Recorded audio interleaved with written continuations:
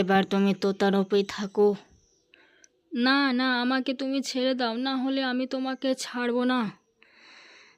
যাও এখান থেকে, আর এভাবে ঘুরো, আমার তুমি কিছুই করতে পারবে না। অন্যকে কষ্ট দিলে কেমন অনুভব হয় এবার দেখো। এরপর রাক্ষস সেখান থেকে উড়ে চলে গেল। মরজু ও তার স্ত্রী খুশি হয়ে গেল। মরজু আগের মতো কাজ করতে লাগলো।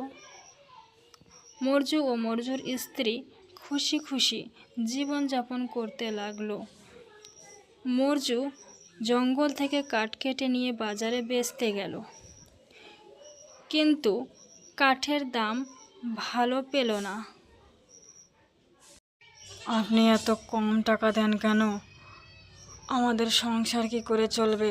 এতে তো দুবেলা আমাদের খাওয়াই হয় না। এত কষ্ট করে কাঠ কেটে নিয়ে আসি, তবুও দাম পাই না। আপনি খুব কম টাকা দেন আমাকে। এত কম দিলে কি করে চলবে সাহেব? ভাই, তোমার কাঠ এত কমা যে এর থেকে বেশি পয়সা দিতে পারবো না। তোমার কাঠের এতটুকুই দাম। আরে ভাই, কিছু বেশি করে দাও না। এতে আমি কি করে সংসার চালাবো দুবেলা? ভাইয়া, তুমি গিয়ে ভালো কাঠ কেটে নিয়ে এসো, না হলে এরকমই দাম পাবে। ভালো কাঠ কাটলে ভালো দাম পাবে, ভালো কাঠ বেচতে পারলে ভালো দামই পাবে, নাহলে এরকমই দাম পাবে। মরজু খুব কষ্ট পেল, বাজার করে নিয়ে বাড়ি চলে গেল। মরজুর স্ত্রী সীতা বলল, বাজার করে নিয়ে এসেছো? মরজু বলল, হ্যাঁ নিয়ে এসেছি। সীতা খুব খুশি হয়ে গেল। আমার কাছে যতটুকু পয়সা ছিল ততটুকু দিয়েই বাজার করে নিয়ে এসেছি। এই দিয়েই আজকের দিনটা চালিয়ে নাও। এমন করে আর কতদিন চালাবো বলো তো? কি করবে, আমরা তো খুব গরিব। যতটুকু কাঠ নিয়ে গিয়েছিলাম বাজারে, তার দামই সঠিক পেলাম না। কি করব আমি? তুমি তো জানো কিভাবে কষ্ট করে আমরা থাকি, কিভাবে কষ্ট করে আমরা সংসার চালাই। আমার কাছে তো এত পয়সা নেই যে আমি ভালোভাবে জীবনযাপন করব। এত কষ্ট করছি, তবু কষ্টের ফল পাচ্ছি না। কষ্ট করে কাঠ নিয়ে বাজারে যাচ্ছি, ভালো দাম পাচ্ছি না। আমি কি করব? কোথায় যাব? আমি কিভাবে সংসার চালাবো? তুমি আমাকে বলে দাও, আমার কি করার আছে? আপনি আর কষ্ট পায়েন না, অন্য কাজ খোঁজেন, দেখেন কাজ ঠিকই পাবেন।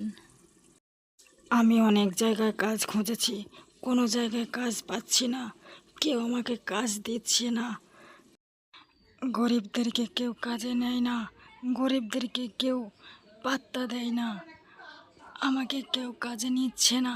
এত চেষ্টা করছি আমি। একথা শুনে সীতা খুব কষ্ট পেল। মৌর্য সীতার কষ্ট দেখতে পারছে না, তাই মৌর্য বলল, ঠিক আছে, আমি এখন গ্রামের দিকে যাই, দেখি কোথাও কাজ খুঁজে পাই কিনা। মৌর্য এরপর গ্রামের দিকে চলে গেল। গ্রামে একজনের সঙ্গে তার দেখা হয়ে গেল। কেমন আছো ভাই? কোথায় যাচ্ছ? কেমন দিনকাল যাচ্ছে তোমার? তুমি তো জানো কাঠ খেটে কেমন জীবনযাপন করা যায়। তুমি ঠিক বলেছ, আশেপাশে জঙ্গলে কোনো তেমন ভালো কাঠই নেই। এর জন্য জঙ্গলের ভেতরে যেতে হবে তোমাকে। জঙ্গলের ভেতরে আমার খুব ভয় লাগে। জঙ্গলের ভেতরে অনেক জঙ্গলি জানোয়ার আছে। হ্যাঁ ভাইয়া, জঙ্গলি জানোয়ার তো থাকবেই, কিন্তু ভালো কাঠ তো ওখানেই পাওয়া যাবে, তাই না? মৌর্য মনে মনে ভাবল, এ লোক তো ঠিক কথাই বলেছে। জঙ্গলের বাইরের কাঠ তো সব কাটা হয়ে গেছে, আছে বাকি শুধু জঙ্গলের ভিতরের কাঠ।